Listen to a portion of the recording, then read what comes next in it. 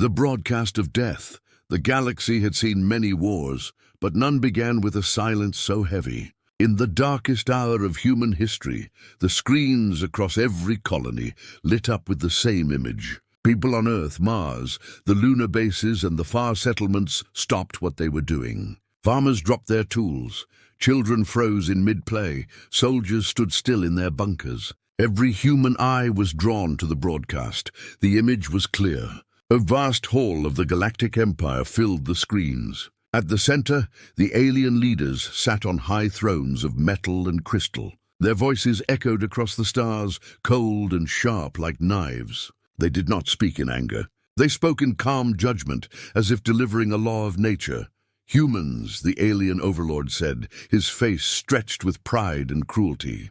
"You have spread too far. You are reckless. You are dangerous. You are a plague to this galaxy. Tonight your punishment begins. Tonight, the galaxy will see your weakness." The broadcast cut to live feeds of human colonies. Cameras mounted on alien warships showed entire cities glowing under alien guns. Billions of humans, unaware of what was about to happen, looked up to the sky. Some prayed, some screamed, some only stared. And then the first shot came. A blinding beam of alien fire tore through the colony of Ceres Prime. The screen shook as the planet's surface cracked apart. Towers fell like paper, oceans boiled, and within minutes an entire world went silent. The broadcast did not end. It did not look away. The second feed showed Europa's settlements. Families were gathered in domes, watching the same broadcast, realizing they were about to become the next example. Alien warships hovered above the ice. Their cannons glowed. The screen filled with white light, then darkness. Millions erased in seconds. On Earth, people screamed at the screens. Mothers clutched their children, fathers cursed the sky, leaders sat pale and silent. There was nothing they could do. The broadcast was not only a warning, it was a demonstration. The Empire wanted the galaxy to see humanity broken. They wanted every species to learn what happened to those who defied them. The third colony burned. The fourth shattered. The count of the dead rose higher and higher until the numbers stopped making sense. 10 million, 100 million, 1 billion. The numbers climbed until they reached a horror no human could process. 10 billion human lives erased in front of the galaxy, and still the alien overlord spoke, his voice cold and slow, cutting through the screams. "Let this be remembered. Humanity is nothing. Humanity is fragile. Humanity is dust." The camera pulled back to show the alien council in their grand chamber. Their faces were filled with satisfaction, their pride glowing in the dark light. Around the galaxy, other alien races watched in silence. None spoke, none interfered. The Empire was too strong. On Earth, the silence after the massacre was worse than the screaming. People stood frozen, staring at blank screens where their brothers and sisters had once lived. The streets of every city were quiet. The world felt smaller, broken, but deep underground, in bunkers hidden from alien eyes, there was another kind of silence. It was not the silence of fear. It was the silence of rage. Human generals sat around a steel table. Their uniforms were worn, their faces hard with grief. For hours they said nothing. The images of burning colonies still burned in their eyes. Finally one of them spoke. "They killed 10 billion of us. They showed the galaxy we are weak. But they do not know us. They do not know what we will do." Another general leaned forward. His voice was low, steady. "We cannot match their fleets. We cannot match their numbers. But we have something they do not expect. Something they cannot imagine." On the wall of the bunker, the words of an old plan lit up. A plan built in secret. A plan whispered about only in shadows. The name glowed like fire across the steel. Operation Alien Extinct. The generals stared at the words, their grief turning into steel. The massacre was not the end. It was the spark. Humanity would not be erased quietly. Above ground, the world mourned. Below ground, the world prepared.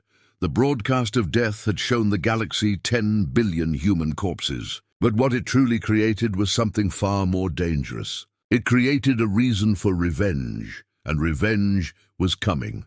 Earth's secret plan, the days after the massacre, felt endless. Cities on Earth were filled with silence, broken only by the sounds of mourning. Entire families were gone, entire colonies erased. Humanity was not only grieving, it was humiliated. The galaxy had watched their destruction like a cruel theater performance.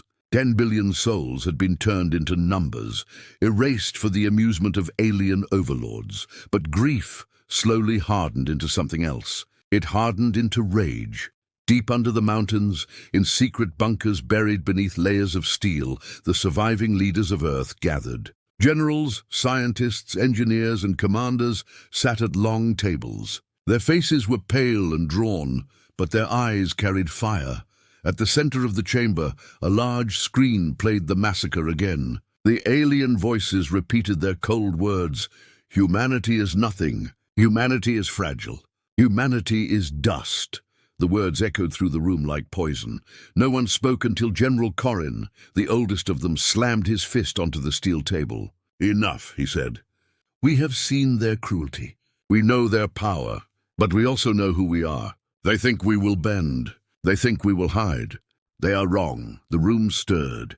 Other generals nodded. Some clenched their fists until their knuckles turned white. "We have been preparing," another voice said. It belonged to Commander Rayna, a woman with sharp eyes and scars across her jaw. "For years we studied them.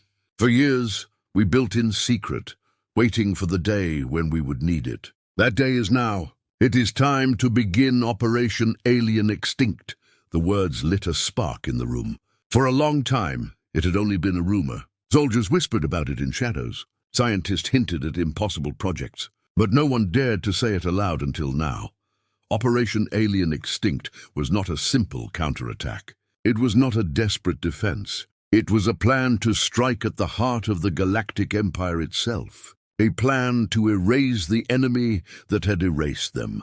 The lights in the bunker dimmed, and the screen shifted to blueprints. Warships unlike any the galaxy had seen appeared on the display. Sleek black vessels designed not for defense, but for annihilation. They were smaller than the Empire's massive cruisers, but they carried something far more dangerous.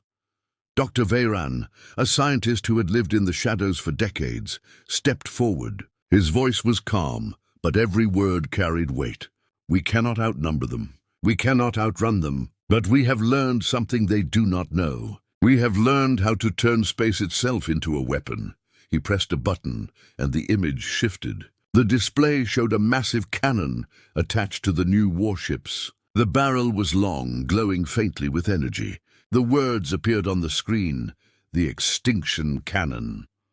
"This weapon," Veyran continued, "does not simply destroy ships. It tears apart the very fabric of space around them. It rips fleets into pieces. It can shatter planets. It is the weapon of extinction, and we have built it in silence under their eyes while they laughed at us." The room grew colder. The generals stared at the weapon in silence. It was madness. It was impossible. And yet it was real. Commander Rayna leaned forward. "They killed 10 billion of us. They believed that was the end. But this," she pointed to the screen, "is the beginning. We will not only fight. We will make them pay in blood and fire. The galaxy will see their empire burn." The soldiers in the room rose to their feet. Some saluted. Some whispered oaths of revenge. The grief that had crushed them was now fuel for fury.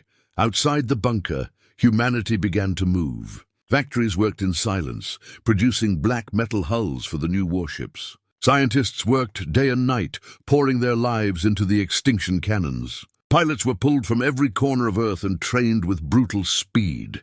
The people did not cry anymore. They built. They prepared. In secret, Earth's fleets began to gather in hidden hangars. Dozens of ships, then hundreds, their black hulls shining under cold lights. Each carried the new weapon. Each carried the weight of the dead. But still, secrecy was vital. If the Empire discovered the plan too soon, it would all end in fire. Humanity had to play the part of the broken victim a little longer. On the surface, Earth looked weak, quiet, mourning. In the shadows, Earth sharpened its blade.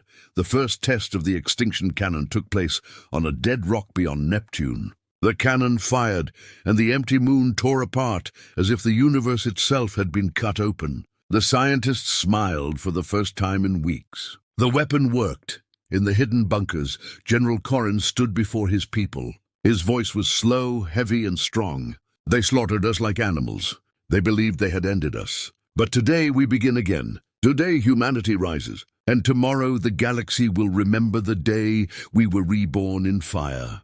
The soldiers roared in answer. The plan was in motion. The fleets were readying. The weapons were tested.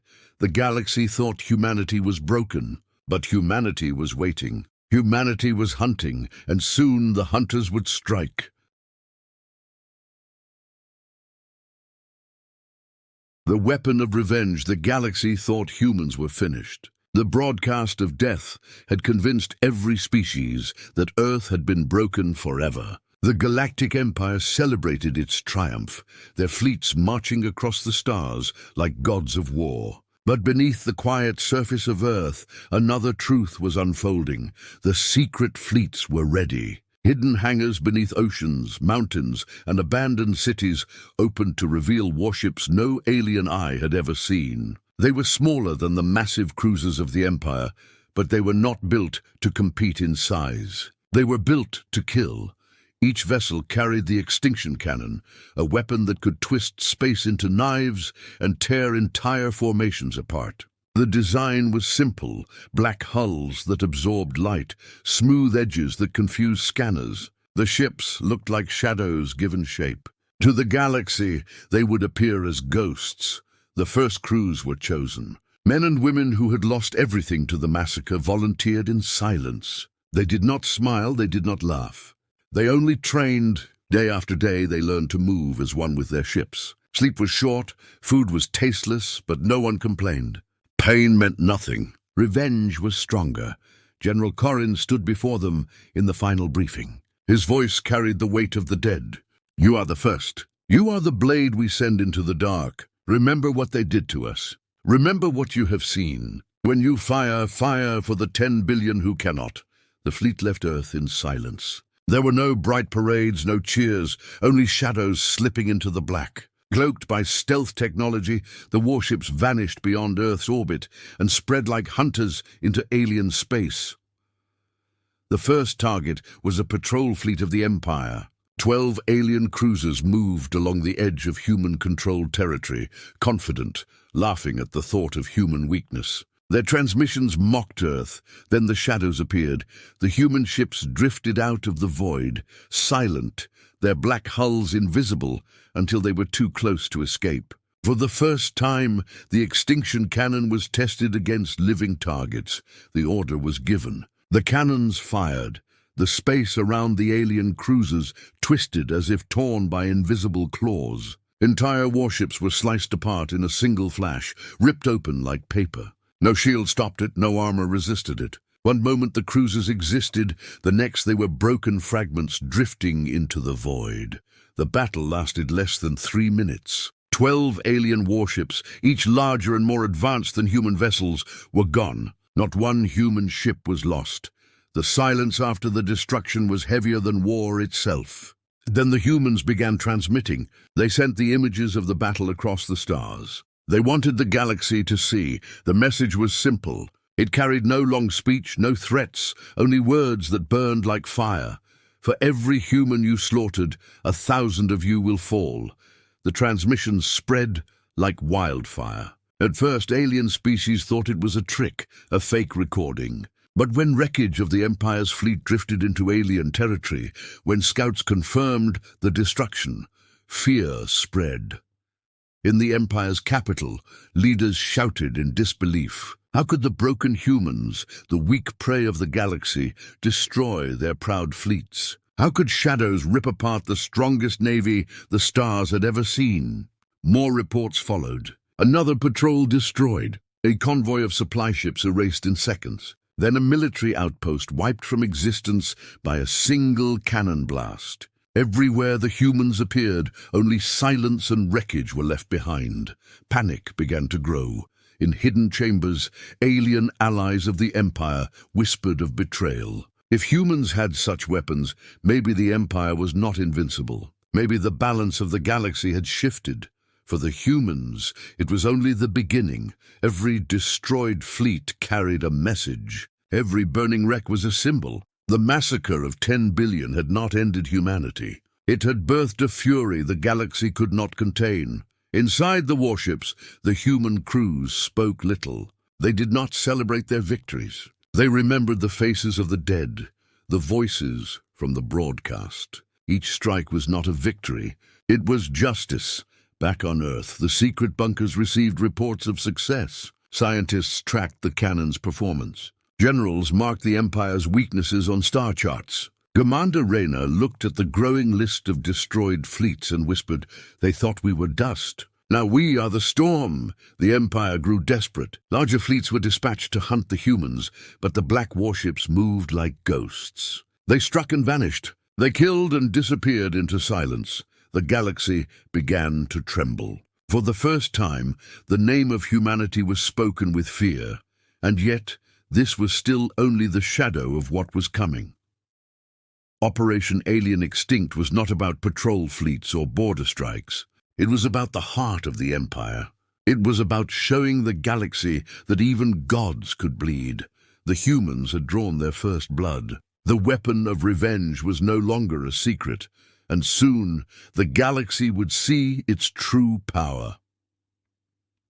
The counter-strike begins. The galaxy no longer slept in peace. Where humans once were mocked as weak, now they were whispered about as ghosts of vengeance. Stories spread faster than light.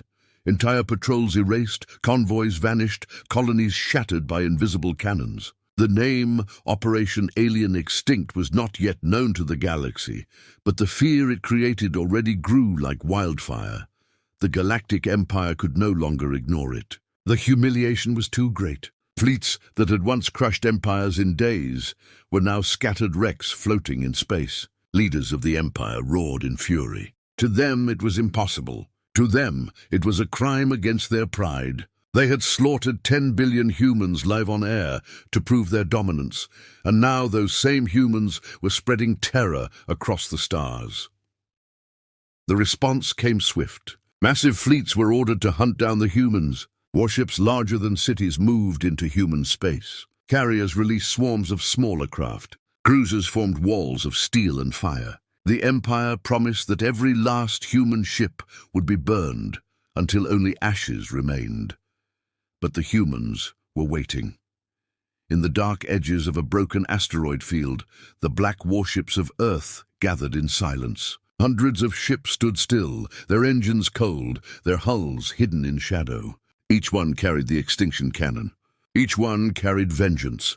Inside the command vessel, Commander Reyna stared at the tactical screen. The Empire's fleet was approaching, a wave of firepower so vast it looked endless. Numbers against numbers, it was hopeless. But Operation Alien Extinct was never about numbers.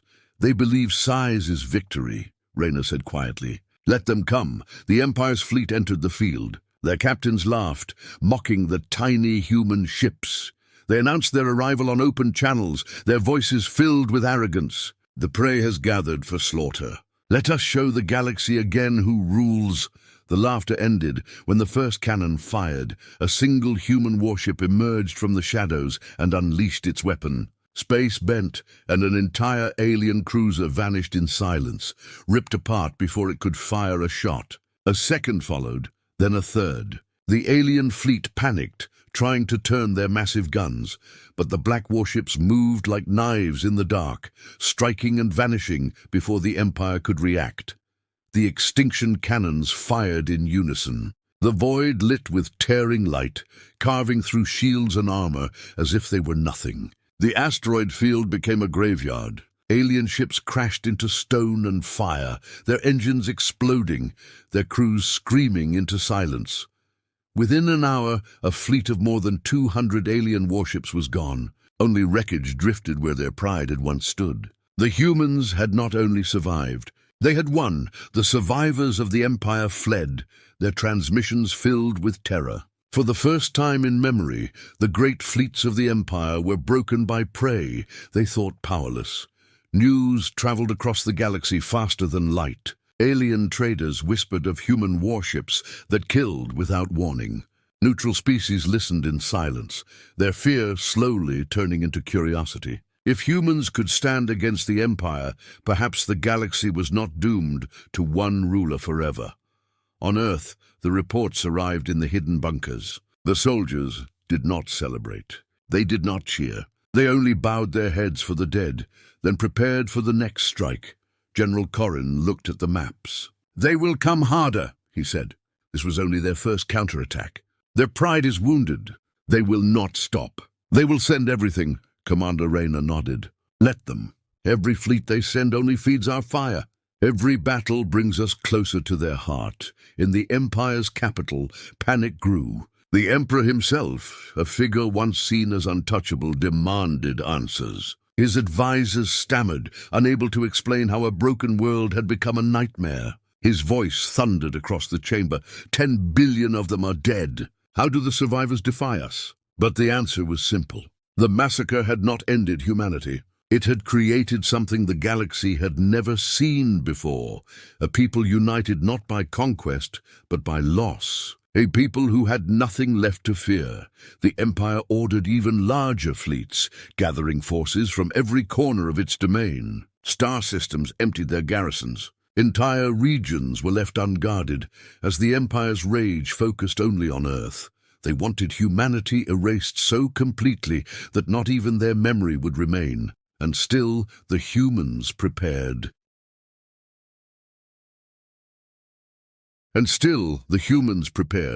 Factories on Earth and Mars worked without rest. Engineers built more warships in secret. Scientists perfected the cannons, making them fire faster, stronger. Pilots trained until their hands bled, but beneath all of it was a silence, a cold determination. They were not fighting for glory.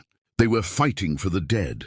Every strike, every battle, every ship destroyed was another voice of revenge.